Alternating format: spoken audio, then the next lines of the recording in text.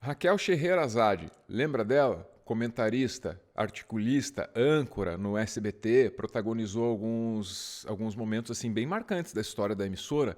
Ela vai estar na Fazenda da Record. E isso para mim é breaking news, não serei eu aqui o tolo a negar a importância que Raquel teve para a comunicação e para a cultura brasileira. Você pode não gostar do papel que ela teve, mas você não pode negar, porque é fato. Cadê Sofia? Conta aí pra gente. Raquel Scheherazade na Fazenda, deve ter gente aí julgando, achando que ela tá menor agora. Vamos entender a história aí. A Raquel Scheherazade, eu acho que você colocou muito bem, né? É uma figura, acho que a gente pode chamar de polêmica na história da comunicação brasileira, que agora está dando mais um passo em direção às polêmicas, né? Eu acho que Uhum. podemos colocar dessa forma. Ela foi uma pessoa que já tinha, obviamente, uma carreira antes disso, mas que eu acho que chamou a atenção do público de maneira mais geral, lá pelos idos de 2013, 2014, quando ela dava suas opiniões políticas lá no SBT, né? Aquele caso clássico Uhum. do menino amarrado no poste, que ela vai lá chamar de marginalzinho, dizer que tá com É. pena, leva para casa, aquela questão bastante problemática. O ponto que eu queria dizer é que ela ganha aí destaque dentro da extrema-direita, mas depois ela meio que se volta contra, porque ela se voltou contra o Bolsonaro Uhum. e daí passou a ser uma pessoa que ela própria admitia e com um Uhum. certo ego, com base nisso, né, que eu sou odiada tanto pela direita quanto pela esquerda. E daí agora vai parar na Fazenda. Você sabe que essa ideia da Raquel é a ideia da maioria dos meus colegas, né? O jornalismo tem que incomodar e a prova de que o jornalismo tem qualidade e imparcialidade é o fato de irritar todo mundo igual, né? É, tem um, Sempre um, problemática. tem um estatístico que, ao colher dados sobre a atuação da imprensa norte-americana e desse conceito de imparcialidade, tira uma crítica brutal, assim, sabe? Desse viés e acha que essa cultura jornalística que a Raquel tá expressando só pra gente, né? Ela é uma coisa Uhum. coletiva. Merece ser repensado, sabe, Sofia? Esse conceito de imparcialidade. Mas eu sei de onde Raquel tirou essa noção e preciso dizer que eu acreditei nisso durante a maior parte da minha vida, amiga. Eu pessoalmente, Álvaro, eu vejo que imparcialidade no jornalismo não existe. Se o jornalista acha que está sendo imparcial, ele está enganando alguém, ou a si mesmo ou ao seu público, né?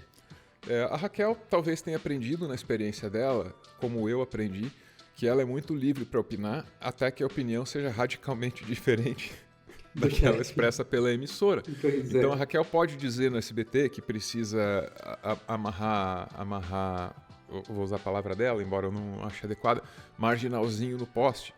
Porque lá dentro a maioria das pessoas ou da direção pensa assim, né? Quando vai dizer alguma coisa muito diferente, aconteceu com ela. Disseram: você não está aqui para opinar, você está aqui para ser bonita. Disseram isso para essa moça. Pois é. Uma vez a Scheherazade interagiu com o conteúdo do Meteoro lá no YouTube e foi republicana, educada, querida comigo, entendeu? Então, meu amigo, se me falarem assim, ela é fascista, leva pra casa, eu trago aqui, sirvo um Nescau, meu pão especial quentinho. Claro, desculpa, me tratou Não, bem, eu sim. perdoei, eu tô facinho, Sofia. Não, e eu acho que já que você tocou nessa questão do machismo, a gente pode falar, né, como é que foi a saída da Scheherazade do SBT, né, que a gente não vai poder trazer o vídeo aqui, porque o SBT não gosta que a gente republique vídeos Não deles, podemos colocar, não vai mas, dar certo.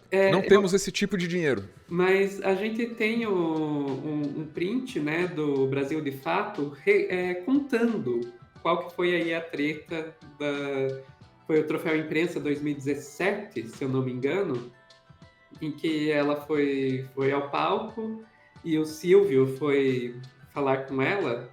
Hum. Acho que podemos colocar o print, Álvaro? Bronca uma ova. O que o Silvio Santos fez com a Scheherazade foi machismo. Aí sim é o episódio lá do Troféu Imprensa, já tinha rolado o fatídico caso, desculpa, dos marginaizinhos amarrados no poste, que eu tô citando sem parar aqui, mas é porque Raquel, se você estiver vendo, Um marco, assim. Aquilo marcou, não tem como... Na sessão da extrema-direita brasileira, aquilo ali é um marco. É uma coisa que não se poderia dizer em televisão, né? E aí a Raquel abriu a porteira por onde passou essa galera, né? A Raquel fez isso acreditando no jornalismo dela, nos preceitos dela, né? Eu consigo realmente compreender que tipo de vivência, Sofia, pode ter levado àquela necessidade de segurança pública tão extrema que leva para uma afirmação tão cruel, sabe?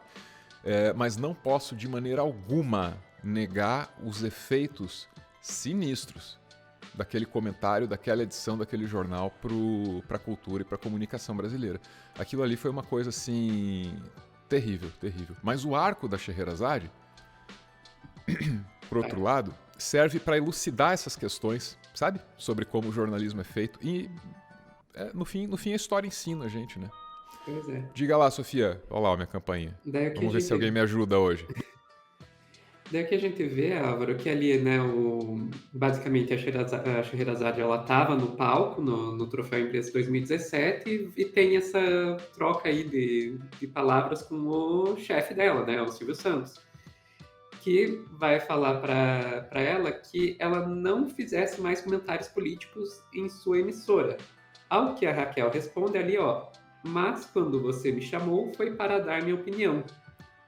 Ao que o Silvio responde, não, eu te chamei para você continuar com sua beleza, com sua voz, para ler as notícias e não dar sua opinião.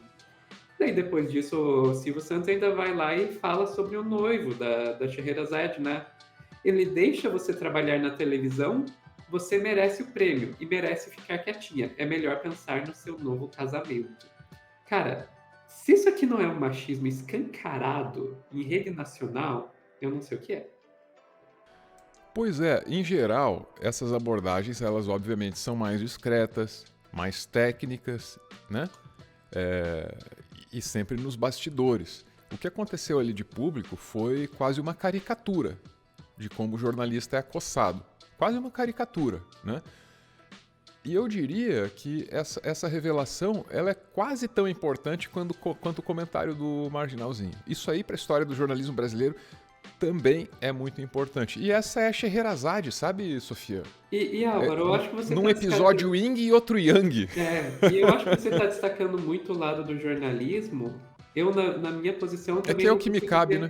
Eu, na minha posição, não consigo deixar de ver a questão do machismo nisso aí. Assim, tipo, tem toda essa perspectiva, né, do que isso é para, como você falou, uma caricatura do jornalista sendo acossado. Para mim, isso também é uma caricatura do que as mulheres passam no mercado de trabalho, independente de qual seja a sua profissão. Tá certo. Tá certo. Mas enfim, a gente falou tudo isso sobre a Scheherazade, a gente não falou ainda da Fazenda. Pois é, fizemos toda uma reavaliação da carreira de Scheherazade e esquecemos que agora ela é participante de reality show, vai nos brindar com entretenimento. Tenho certeza que vai ter história lá, ela vai conversar sobre esses episódios certeza. E tal.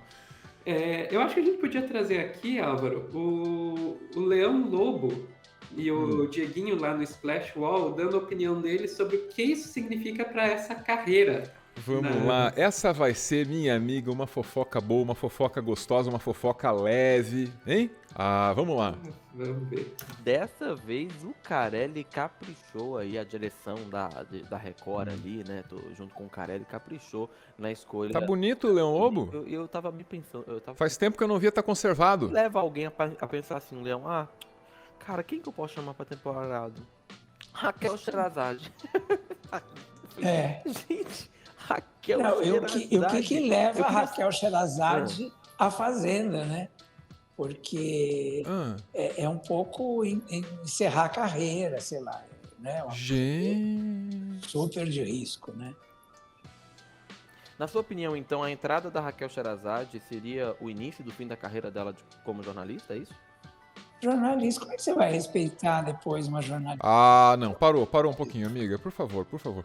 Eu gosto muito de fofoca.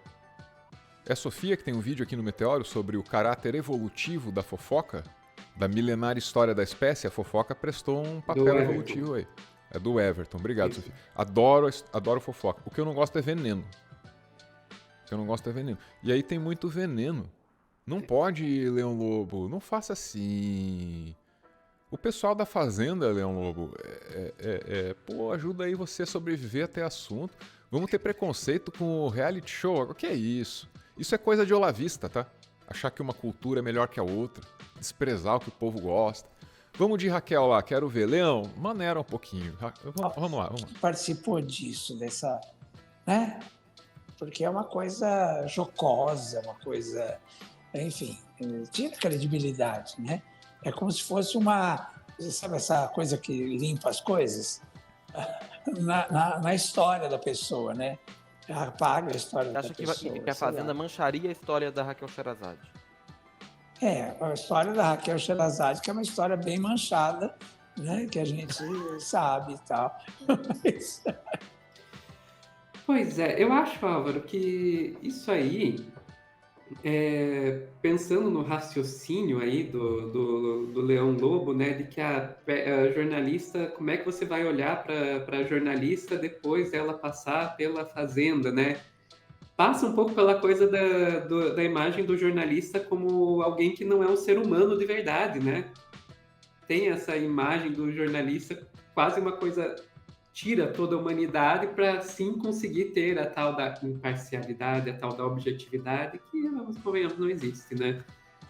Pois é, eu fiquei um pouco assustado, assim, com o quão julgamentoso era o comentário ali dos nossos amigos ali, né, Sofia? Porque, caramba, é verdade, a Raquel tem manchas no passado dela, e qualquer passado vai se encardindo com o tempo, né, cara? A gente vai melhorando, a gente vai mudando, o que é isso? Agora, a Fazenda... tá no mesmo patamar do comentário que eu comentei tantas vezes aqui? Eu acho que não. Eu sinceramente acho que não. O Leão Lobo me dá a impressão assim de que se ele tem um relacionamento com alguém, essa pessoa vai pra Fazenda, ele não é mais meu amigo. Tenho vergonha de andar com quem foi na Fazenda. Agora, comentar o que acontece na Fazenda... Sabe o que é, amiga? Também é uma coisa meio do viés da gente, né? Na minha percepção, o que começa como restrição a um programa popular de TV termina com a restrição a um tipo popular de música.